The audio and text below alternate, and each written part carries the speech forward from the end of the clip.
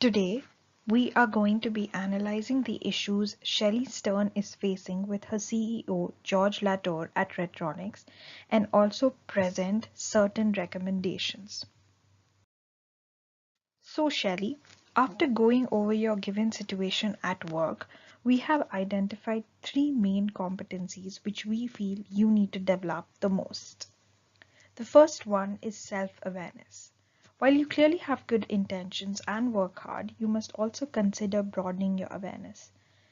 Moreover, the communication you have been having with George is lacking in clarity, thus resulting in misunderstanding and conflict.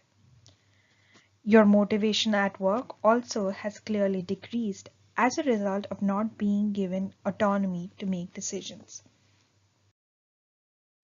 We believe that improving your self-awareness is a first step in solving the problem. To do this, we recommend using the Johari window, which will help you self-assess your strengths and weaknesses at work while also bringing forward issues that others may have observed. The Johari window is a useful tool to use continually in order to realize issues which you are unaware of. For example, reflect on the reasons why George is micromanaging you. Is this a result of your work not being up to standard? By going a step further and asking others for feedback about yourself, you will gain further insight into your behaviors and biases. Similarly, Goldman's emotional intelligence domain is a good guide to implement so as to understand what can be done without the problems being faced. We suggest that you focus on self-awareness and social awareness in order to manage relationships at work in a better manner. Emotional self-awareness can be developed by means of using the Johari window mentioned previously, with emphasis on understanding how your emotions impact various aspects of your work life.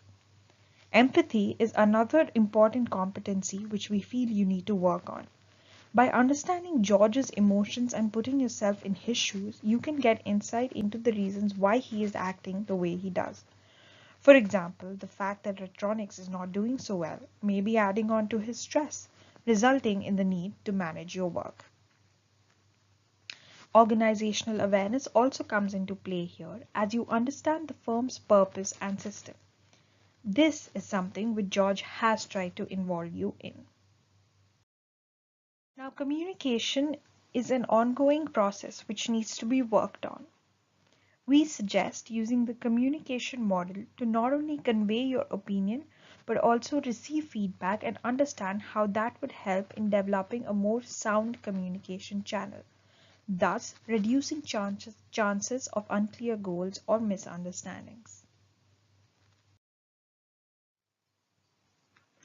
The Fourier model states that during exchanges of information, the speaker must focus on breaking down key information into factual information, relationship considerations, self-revelation, and lastly, on making an appeal. By implementing this model, you will be able to convey that there is a problem with your work relationship with George, wherein George should be aware of his tendency to micromanage. You should reveal your opinion on George's leadership style, which is hindering your ability to work effectively, and finally request George to communicate with you what can be done to improve the situation on both sides. We also recommend that you ask George for feedback, as well as provide upwards feedback. This may be a daunting task, but is a helpful way to acquire recognition and better the relationship. The STAR model is used as a framework for applying feedback. First, describe the situation where the behavior occurred. What happened? When did it happen? And who was involved?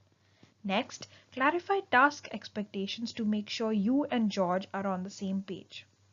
Then, describe the actions that were taken, both positive and negative.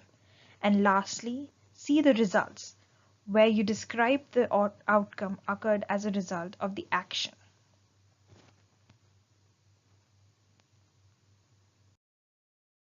In order for feedback to be useful, it is necessary to analyze the feedback given prior to responding.